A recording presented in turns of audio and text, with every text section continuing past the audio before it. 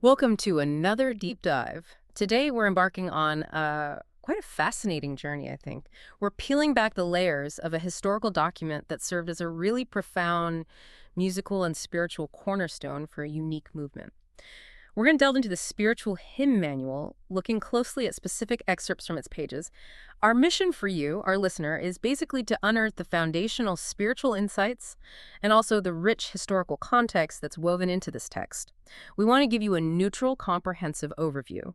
Think of it like opening a time capsule of belief and practice, letting you see this pivotal text as they saw it. That's exactly it. And, this isn't just a simple collection of songs. It's really a direct window, meticulously documented, into the very heart of the National Spiritualist Association of the United States of America, the NSA-USA, as they were known, Yeah. especially in the early 20th century. What makes this source so compelling, I think, is that deliberate effort to articulate and really solidify the principles and practices of spiritualism during a key formative time for them. So we're here just to present what these sources explicitly state, focusing purely on the historical, the spiritual facts. No interpretation from our end. It's truly about understanding what they believed, what they documented in this foundational text. Okay. So as we go through this, we'll unpack how the hymnal was created, we'll explore the NSA-USA's core tenets, their main beliefs, and then we'll look at how these profound beliefs are intricately woven into the very fabric of the hymns themselves. Okay, sounds good. Let's unpack this historical text then. To really appreciate its significance, we need to start at the beginning. What exactly is this spiritual hymn manual? And, what kind of effort went into bringing it into being? What do the sources tell us about its identity, its purpose? Well, it was definitely a monumental undertaking. The formal title itself tells us quite a bit. It's called A New Collection of Words and Music for the Congregation and Choir, specially adapted for spiritualist meetings. Quite a mouthful. It is. But that title alone really speaks volumes about who it was for and how it was meant to be used. And its explicit purpose, stated right there in the preface, was to address a need that had, quote, long been recognized within the spiritualist community. Which was? The need for a proper book of songs by the societies and churches of spiritualists. So this wasn't just, thrown together. It was a deliberate response to a real demand from their growing congregations. And the preface also describes the compilation process as an earnest effort, an effort to get appropriate contributions, not just for formal services, like for the congregation and choir, but also for personal use, family use. Ah, okay. So it had a wider scope. Exactly. It shows this kind of holistic vision for how music could support their spiritual life in different ways. So it wasn't just for, say, a Sunday service or a public meeting. It was designed to kind of filter into various aspects of their spiritual lives. Community worship, private devotion. That really implies a significant level of institutional backing, doesn't it? Who was ultimately responsible for publishing it? And importantly, the copyright. You've absolutely hit on a crucial point there, the institutional weight. The hymnal was specifically published by the National Spiritualist Association of the United States of America. Mm-hmm. And what's really telling about its official status, its importance within the movement, is that it was copyrighted. Copyrighted in 1911 by that same organization, the NSA-USA. Right. So definitely official. Absolutely. This wasn't just some informal collection someone put together. This copyright establishes it as a central sanctioned document for the spiritualists of that time. It shows the NSA-USA was actively working to formalize and distribute its core spiritual expressions. Yeah. Making sure there was consistency and accessibility across all their churches and societies. That level of backing makes total sense. A project like this, it definitely suggests a team effort, right? Not just one person's work. Can you walk us through how it was compiled? Who were the key people involved in gathering all these spiritual anthems? Oh, it was absolutely a collaborative effort. Yeah. And multifaceted. Yeah. Directly overseen by the NSA-USA's Board of Trustees, no less. The initial groundwork, the first phase of collecting, was laid primarily by one Reverend G. Tabor Thompson. Okay, Thompson. Yes. He served as the main compiler initially, and our sources actually credit him as the author or the arranger for quite a few hymns in the manual. For example, he's linked to pieces like Battling for the Right, which kind of speaks to that active truth-seeking side of their faith. Yeah. And also more comforting songs like Sweet Rest at Last, which must have offered solace, thinking about the afterlife. Yeah. His contributions seem to highlight this blend of maybe evangelical energy and also pastoral care in the hymnal's early stages. So Reverend Thompson laid the groundwork, set the initial tone, but you said collaborative. So it wasn't just him. The critique mention highlighting that. No, not at all. His vital initial collection, the sources say, was later supplemented by Mrs. Zeta Brown Cates. Ah, Mrs. Cates. Yes, and her role was described as really critical for expanding the hymnal beyond Thompson's initial work, making it much more comprehensive, more diverse, this sort of layered approach, starting with one main compiler, then bringing in someone else to add significantly. It really underlines the NSA-USA's commitment to creating a thorough resource. But there was another, perhaps even more significant contribution that added to its historical depth. Ah, yes, I remember seeing something in the sources about the spiritual harp. How did that older collection fit into this new 1911 hymnal? Right, this is where Dr. J.M. Peebles comes in. He made a really profound contribution. He actually donated to the NSA the plates and ownership of the spiritual harp. Wow, the actual printing plates. Seems so. And this was critical because the spiritual harp was apparently a well-regarded collection in its own right. And from that collection, the preface notes, a number of choice songs have been included in this volume. Now, our sources don't give us the original copyright date for the spiritual harp itself, but we can be pretty confident that Peebles' donation happened before the 1911 copyright of the Spiritualist Hymnal. Okay, got it. So Yeah. that allowed them to include those songs legally. Precisely. It enabled that seamless inclusion. And this act, this donation and integration, it really speaks to the comprehensive, almost inclusive approach they took. It wasn't about completely reinventing the wheel, you know.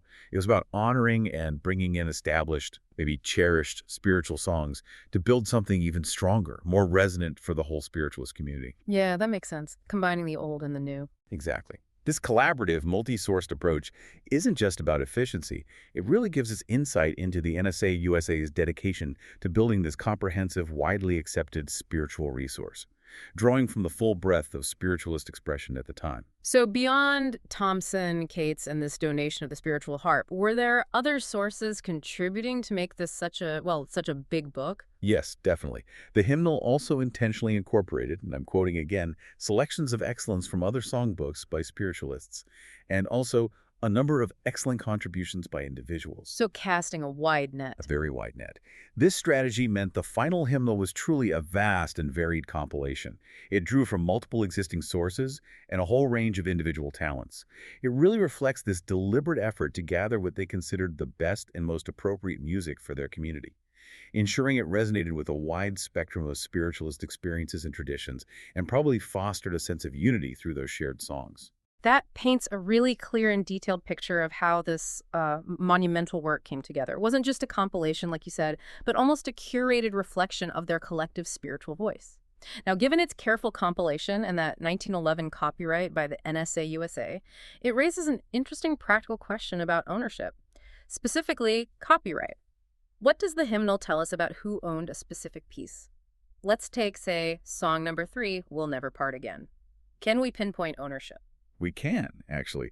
The hymnal's detailed structure and copyright info clarifies this quite directly. Song number 3, We'll Never Part Again, is listed right there in the index to titles. That's on page 295, and the song itself, the words and music, are on page 3. Okay. And since the entire hymnal was explicitly copyrighted in 1911 by the National Spiritualist Association of the United States of America, the NSA-USA, well, that means We'll Never Part Again, just by being an integral part of this officially copyrighted volume, was owned by the NSA-USA at that specific time. So its inclusion basically confirms their ownership. Exactly. It wasn't like a separate, independently owned song just reprinted in their book. It was fully integrated into the NSA-USA's official collection, making it a key part of their intellectual property and, a direct reflection of their established beliefs set to music. Okay, so we've looked at the book itself, how it was made, who owned it. But to really grasp its message, we need to understand the organization behind it. And this is where, for me anyway, it gets really interesting. Our sources dive deep into the NSA-USA's spiritual framework. What are their core theological beliefs? How did they formally define them? This must have been laid out pretty carefully, right? Providing the foundation for everything in the hymnal. Oh, meticulously, yes. The NSA-USA articulated its core beliefs in a really foundational document called the Declaration of Principles. And this isn't just some casual mission statement. It outlines a really comprehensive view of existence, spirituality, human conduct. It's the theological bedrock for their whole movement. Let's say we walk through each of these 8 principles as they're presented in our sources, because they truly underpin every hymn, every practice we'll talk about. First off, a really foundational belief is their belief in infinite intelligence. Infinite intelligence. Yeah. This refers to a supreme, all-encompassing, boundless, unending, universal consciousness or force. It's not quite a personified God in the way many traditions think of it. It's more the ultimate divine principle, a pervasive energy that's the essence of everything. So quite an expansive concept. Very. It allows for a broad understanding of the divine, moving beyond maybe more anthropomorphic limitations. Yeah. And if this infinite intelligence is so all-encompassing, how do they see it manifesting, in the world around them? What's the link between this abstract idea and actual experience? That leads us right to the second principle, which is the phenomena of nature, both physical and spiritual, are the expression of infinite intelligence. Okay, so everything is an expression of it. Pretty much everything observable. From the physical world, seasons changing, a plant growing right through to the spiritual manifestations they talked about, like spirit communication or healing. All of it was understood as a direct outflow, a demonstration of this supreme intelligence. For them, there wasn't this sharp divide between the natural and the supernatural. It was all part of the same underlying energy, the same design of the infinite. That's a powerful idea of interconnectedness. It really is. And it provides a framework for understanding that profound connection of all existence. So understanding these expressions of infinite intelligence, that seems absolutely central. Does understanding that and living by it, does that make up their definition of true religion? Exactly. The third principle defines true religion. Quite specifically, it says, a correct understanding of such expression and living in accordance therewith constitute true religion. So it's about understanding and living it. Precisely. It's not about just accepting dogma or having blind faith. It emphasizes a practical, almost experiential spirituality, rooted in actively understanding and then aligning yourself with the laws and manifestations of infinite intelligence. It's a call to apply it in daily life, where knowing translates into doing, and aligning with these laws leads you to a truly religious life. Okay. Now, a core idea that really defines spiritualism is obviously life continuing after physical death. How do these principles tackle that concept? Principle 4 addresses that head-on. Yeah. It states, the existence and personal identity of the individual continue after the change called death. Clear and simple. Very. And it's absolutely central. A comforting foundational belief for spiritualism. It provides that profound reassurance that your unique essence, their personality, your memories, it endures beyond that physical transition. This belief kind of removes the fear of ultimate annihilation, doesn't it? And it opens the door to the possibility of ongoing relationships with those who've passed on. And building right on that, the actual communication with those who've passed. Is that just a belief for them, or do they present it as something more, something verifiable? According to Principle 5, it's definitively more. They assert that communication with the so-called dead is a fact, scientifically proven by the phenomena of spiritualism. Wow. Scientifically proven. That's a bold claim, especially for that era. It is. And it's a really distinguishing feature of their movement. It's not just presented as a theological idea or something comforting. It's put forward as a verifiable, demonstrable interaction with the spirit world. Now, that term, scientifically proven for its time, likely referred to the observable, repeatable nature of mediumistic phenomena, séances, messages, etc. They believed these provided empirical evidence for spirit communication, which really set them apart from many other religious traditions of the day. That's fascinating. Okay, what about their ethical framework? With this focus on spiritual laws, what guides their moral compass day to day? Well, for morality and ethical living, Principle 6 is unequivocal. It states that the highest morality is contained in the Golden Rule. Whatsoever ye would that others should do unto you, do ye also unto them. The Golden Rule. Universal. Exactly. A powerful, accessible moral code. It promotes reciprocal kindness, empathy, respect in all interactions. It grounds their spiritual practice very firmly in ethical behavior. So it's not just about personal spiritual growth, but also about creating a harmonious society. It's seen as the absolute pinnacle of ethical living within their spiritual path. So with these principles in place, does the NSA-USA put a strong emphasis on individual responsibility? For your own actions and your destiny? Absolutely. Principle 7 deals directly with individual moral responsibility. Yeah. It states that the individual makes his own happiness or unhappiness as he obeys or disobeys nature's physical and spiritual laws. So you're in charge of your own outcome. Very much so. It highlights a profound sense of personal accountability. It's kind of a rejection of blaming external forces or, believing in predestination. Instead, it asserts that individuals have agency. and their choices directly determine their well-being, their happiness or unhappiness. This fosters a very proactive, self-empowered spiritual path, encouraging you to carefully consider your actions within this natural and spiritual order. And finally, what about people who, stumble, make mistakes, stray from the path? Is there always a chance for spiritual growth, for redemption within this framework? Principle 8 offers a really profoundly hopeful and inclusive view on that. It states, the doorway to reformation is never closed against any human soul here or hereafter. Here or hereafter, that's significant. Isn't it? It's a remarkably compassionate stance.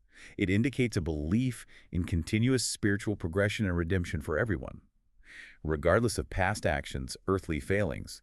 It suggests an eternal opportunity for growth and correction. It embodies this boundless spiritual optimism that offers solace and a path forward for every single individual on their spiritual journey, even extending beyond physical life. That is an incredibly powerful and comprehensive set of principles. It really articulates their worldview clearly. But beyond these broad statements, how did the NSA-USA formally define the key terms, like spiritualism itself, or the different roles within their movement, like medium? Using such precise language suggests they really wanted to clarify things, educate people. You're right, the precision is definitely notable. And these formal definitions weren't just casual descriptions.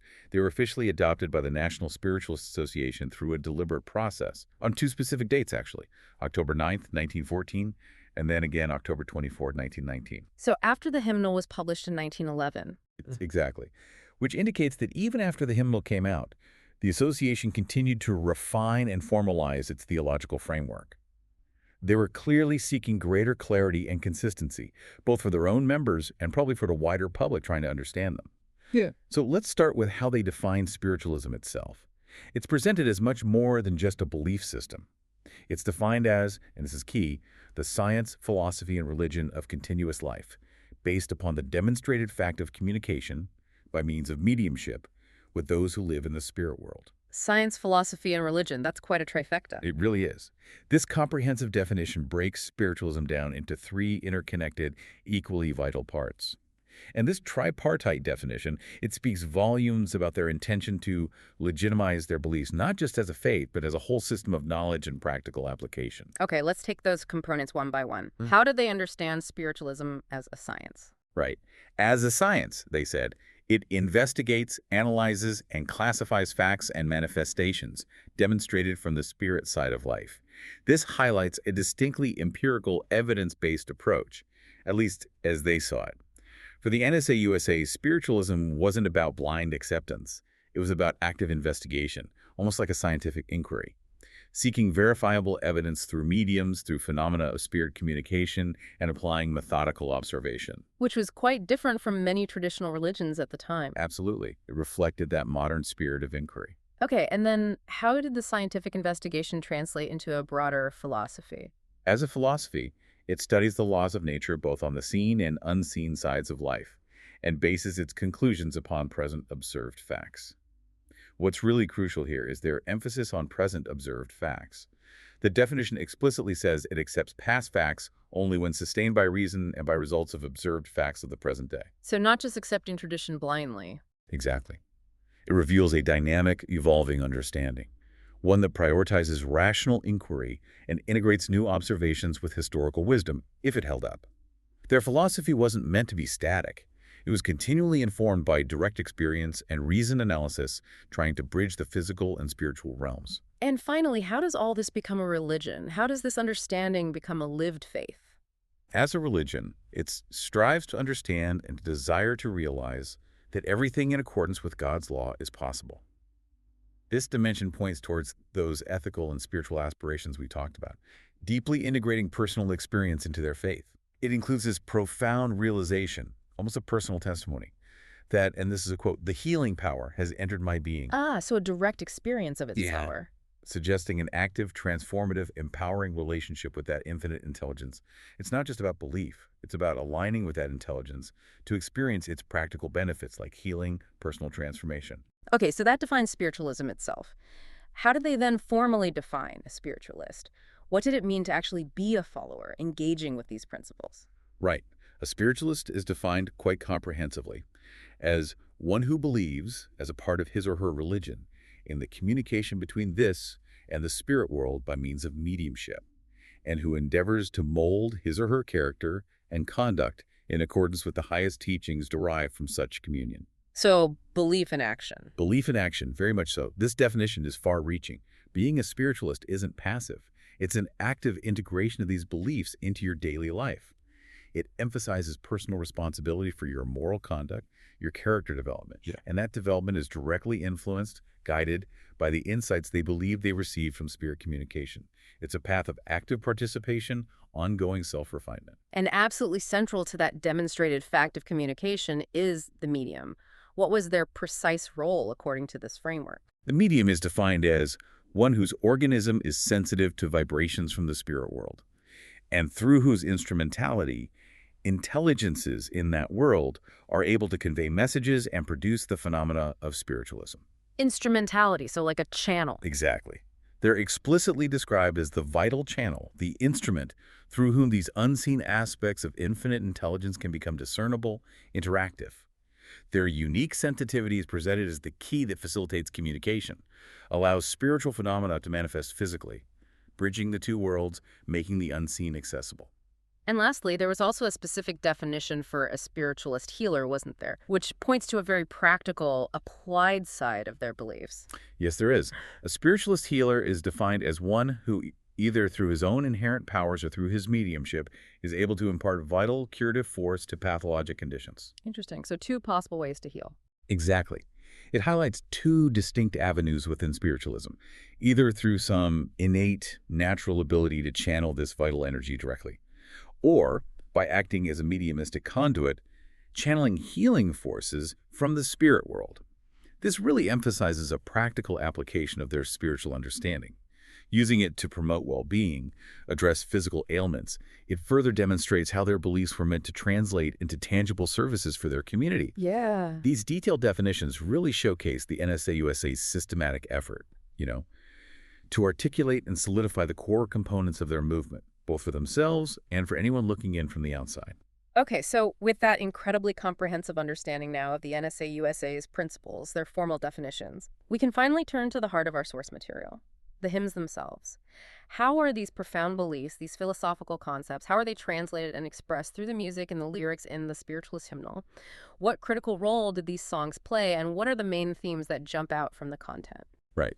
This is where the abstract really becomes concrete, isn't it? Where principle becomes practice, set to music. These hymns are the living musical expression of those spiritualist principles we just discussed.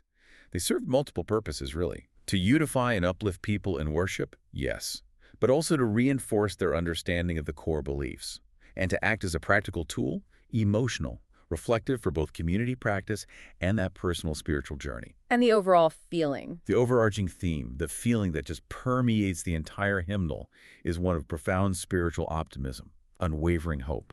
And this that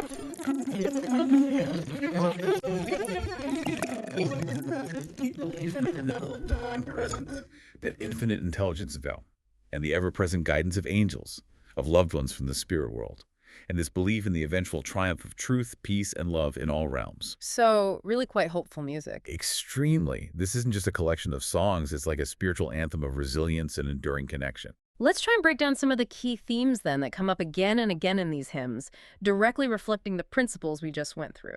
Starting with that core belief in infinite intelligence, how does that actually show up in the songs? Well, this theme of an omnipresent divine power is beautifully woven throughout. It offers this sense of constant spiritual connection. You see it explicitly in titles like Omnipresence, that's hymn number 94, or perhaps even more evocatively in The Great Oversoul, which is hymn number 29. That particular hymn directly affirms, and I'm quoting here, "I know God's presence ever, in all things doth abide." In all things, not just in church. Exactly. It's not a distant, judgmental deity. It's an active, pervasive force. The hymnal also reflects this in some personal affirmations included, like the statement, "I affirm that infinite intelligence in me works every moment." And think about the imagery in a piece like God of the Granite, it proclaims, "God of the granite and the rose, soul of the sparrow and the bee," isn't it? It highlights this deep reverence for the divine in every aspect of nature, from the grand, the granite, to the tiny, the bee. It illustrates that God's presence isn't confined somewhere. It's unbound, inherent in all of creation. This pervasive divine presence is just a constant comforting thread throughout the hymnal, offering a sense of ultimate support and really inherent divinity within all life. Oh, okay. And what about the absolute cornerstone of spiritualism, that continuity of life and communication with the spirit world? Given how central that is, I imagine this theme would be particularly dominant in the hymnal. Oh, you're absolutely right. This is without a doubt a predominant theme and a deeply comforting one. It's constantly reinforcing that principle we discussed. Communication with the so-called dead is a fact. The sheer number of hymns dedicated to this really reveals how central these ideas were to the daily spiritual comfort and practice of spiritualists back then. It wasn't just theory for them. No, it was a lived, sung reality. It permeated their whole experience, offering this unique form of solace, especially in an era, remember, where life could be quite fragile. So, for instance, hymns explicitly addressing the continuity of life just abound. They offer this powerful sense of enduring connection. Think of that reassuring title we mentioned earlier, We'll Never Part Again, hymn number 3. It directly counters the finality of physical death. Others like There Is No Death, number 74, or Life That Knows No Ending, number 92, they serve as constant affirmations of enduring existence. Real messages of hope. Definitely. These hymns are designed to provide comfort, certainty that relationships, individual identity, they persist beyond that physical transition, fostering a deeply hopeful outlook on life and whatever lies beyond. And within that continuity, the active role of angels and spirits, are they just abstract concepts in the songs, or are they depicted as genuinely active, caring presences? Oh, they're depicted as incredibly active and profoundly caring presences from the spirit world. This sense of being watched over, guided, it's a constant source of comfort in the lyrics. For example, Angel Care. Hymn 44 directly affirms this active angelic presence, while Angelic Songs Are Swelling, number 26, by Reverend F.W. Faber, explicitly speaks of angels gently leading weary souls home. So very present, very involved. Yes, the hymnal is just rich with this kind of imagery. Hand in Hand with Angels, number 5. Gentle Angels, Pilot Me, number 21. Guardian Angels, number 101. All of these paint this picture of constant, benevolent spiritual companionship. It's not a passive belief. It's presented as a dynamic, interactive relationship with this unseen host of helpers. Other example, Angel Voices, number 52, Angels Bright, number 110, Daily We Entertain Angels, number 96, Look Away to Angels, number 59, Welcome Angels, number 112, They Hover Near, number 35, Under the Guidance of Angels, number 79. The list goes on. And what about the actual communication itself? How is that depicted in the songs? Is it like a rare mystical thing or more integrated? Communication is clearly highlighted as a fundamental, accessible part of their faith. Hymns like Voices Come, number 7, and Messages from the Spirit Land, number 49, are all about the active reception of direct communication. Hymn 49 even offers this powerful line, quoting here, Hark, there comes a massage to the weary heart, massage from the Spirit giving us new start. Wow, giving us new start. That's quite direct. It is. And the imagery used to describe this connection is equally striking, quite evocative. You find references to beckoning hands, number 8, representing these welcoming invitations from loved ones or angels on the other side, and the angel boatman, number 38, symbolizing a gentle, safe passage over to the spiritual realm. Furthermore, this concept of the veil between the worlds that pops up in hymns like number 11 and number 12, it portrayed not as some impenetrable barrier, but as something that's just thinly intervening, or that can be parted or That's lifting. communication through. Exactly. Explicitly allowing this vital communication to happen. It suggests communication isn't some extraordinary miracle, but a natural, though still sacred aspect of this continuous existence they believed in. Other related hymns include Voices from the Spirit Land, number 14. So after this journey, this communication, what is the afterlife itself portrayed as in these hymns? Is it a static place far away or something more dynamic, more comforting? It's consistently portrayed as the home of the soul, a place of just immense beauty, peace, joy, completely free from earthly suffering and struggles. Hymn number 11, I Will Sing You a Song, describes it so vividly, singing of that beautiful land, the faraway home of the soul, where no storms ever beat on the glittering strand. That paints quite a picture. Ultimate tranquility. It really does. Offers profound comfort. And other titles echo this. The Home Beautiful, number 135, The Heavenly Hills, number 61, Sweet Summer Home, number 83, Celestial Climb, number 97, Evergreen Shore, number 98, In That Sunny Land, number 87, That Land Beyond the River, number 46, When the Pearly Gates Unfold, number 65. They all invoke this idyllic spiritual landscape. And crucially, there's a strong emphasis not just on reunion with loved ones who've passed, but also on continued spiritual progression, Spirits are depicted as continuing to unfold and progress, climbing higher. Ah, so not static at all. Not static at all. It portrays the afterlife as a dynamic, evolving journey of perpetual growth and learning. Not just harps and clouds. Right. Okay, so moving beyond the afterlife focus, how do the hymns guide moral conduct? The inner life here on Earth, do they give practical advice for living ethically? Oh, absolutely. They serve as a powerful moral compass, consistently encouraging ethical living that directly reflects the golden rule, that core principle we talked about. They foster a deep sense of empathy, compassion. For instance, Beyond the Smiling and the Weeping, number 2, asks this really poignant question. If we knew the cares and crosses, would we then so often chide him? Makes you think. It really does. It challenges you to consider the unseen burdens others carry and to act with greater understanding. Other hymns like Charity, number 4, and the Scatter Seeds of Kindness, number 32, directly advocate for altruism, benevolence. And furthermore, these hymns emphasize duty, purpose in this life on earth.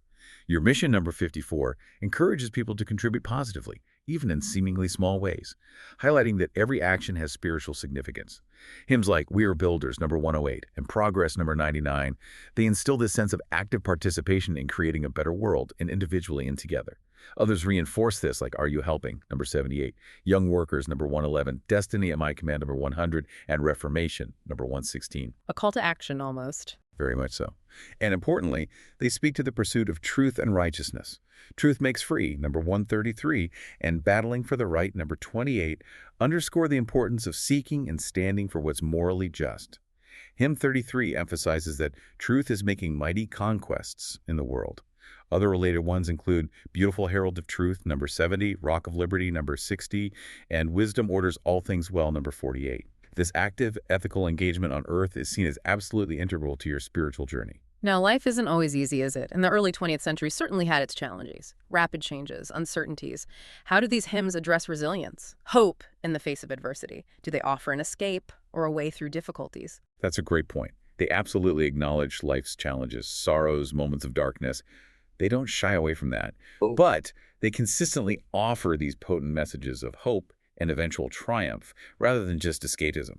The hymns seem to imbue this powerful sense of spiritual optimism that helps people navigate hardships. For instance, Joy Cometh, number 33, proclaims this steadfast belief in progress, declaring, The morn is breaking, truth is making mighty conquests. So, looking forward with confidence. Yes. It's not a passive waiting, but an active expectation of a brighter future, fueled by these spiritual principles. Other titles like Till I See Death's Lifted Curtain, number 45, It Won't Be Long, number 17, and Waiting for the Morning, number 104, reinforce this message. Enduring through difficulties with spiritual foresight, suggesting that earthly struggles are temporary when you view them from that larger perspective of continuous life. And Keep Looking Up, number 1, 2, and 23, offers direct encouragement. And trusting guidance. Yes, a key element in this resilience is an unwavering trust in divine guidance. Well, I Know Who Pilots Me, number 90, expresses this profound faith in a higher power to navigate life's stormy waves, as the hymns might say, providing a deep sense of security, direction, regardless of what's happening externally. These hymns really acted as emotional anchors, didn't they? Providing comfort and strength through life's trials. And finally, there's this really profound philosophical idea woven into some of these hymns, the interconnectedness of all being. How is that expressed? What does it imply about their worldview? This is a truly powerful, encompassing concept of unity that really elevates their philosophy, I think. The Great Oversoul, number 29, which we touched on earlier regarding infinite intelligence, it explicitly articulates this. It states, All things in God abide, this truth is ever. As I in God abideth, so God abides in me. That's deep. We're part of God. God's part of us. Exactly. It isn't just poetic language. It suggests this deeply integrated, all-pervasive divine presence where every individual is fundamentally part of a larger cosmic whole. It speaks to a deep recognition that humanity is part of a great whole, reflecting this profound cosmic unity within that infinite intelligence. And this interconnectedness, it extends beyond just the individual. It encompasses a vision of universal love and peace. The banner of peace, number 18, is called to be unfurled, quote, till wars and rumors of wars shall cease, reflecting a clear aspiration for global harmony. Which was certainly needed then, as now. Indeed. And furthermore, Hymn 33 speaks of how love is banding all the nations, indicating this belief in the power of spiritual love to unite humanity. This philosophical thread reveals a worldview that sees all existence as intrinsically linked, driven by this universal, unifying intelligence that promotes harmony, love, and continuous evolution for everyone. Wow. This deep dive into the spiritualist hymnal has truly been, well, an illuminating journey, revealing not just songs, but an entire worldview articulated through music and these foundational principles. It's so much more than just a songbook, isn't it? It's like this dynamic artifact capturing the essence of a movement. It really is. And what's truly fascinating, I think, is that methodical approach the NSA USA took, presenting spiritualism not just as a belief system, but defining it as a science, philosophy, and religion. It demonstrates this deliberate, structured approach to spiritual understanding, ethical living, and this deep, demonstrable connection to the continuity of life. Yeah, the structure is impressive. It is. They meticulously documented their framework through those formal principles, those precise definitions we looked at. And then they express these very tenets to the emotionally resonant medium of music. The consistent themes we found throughout the hymns directly mirror the precise principles and definitions the association adopted. It showcases a remarkably cohesive and well-defined spiritual path. It's a powerful example, really, of how a community codifies and propagates its core beliefs. So as we wrap up, what does this all mean for you, our listener, as you reflect on this unique historical document? Well, maybe consider how a historical document like this hymnal serves not just as, a collection of songs or principles, but as a living testament to a community's core search for truth, for meaning, for connection beyond the visible world.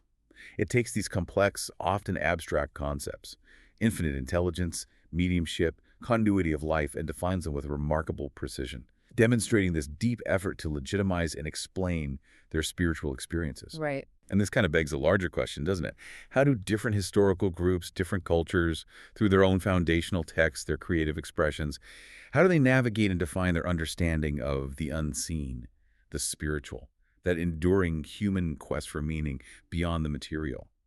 What other surprising insights might be hidden in plain sight within the historical records of different belief systems just waiting for us to explore? That's a great thought to end on. Until our next journey into the depths of knowledge, keep seeking, keep growing, and keep your spirit open to the rare insights that await us all.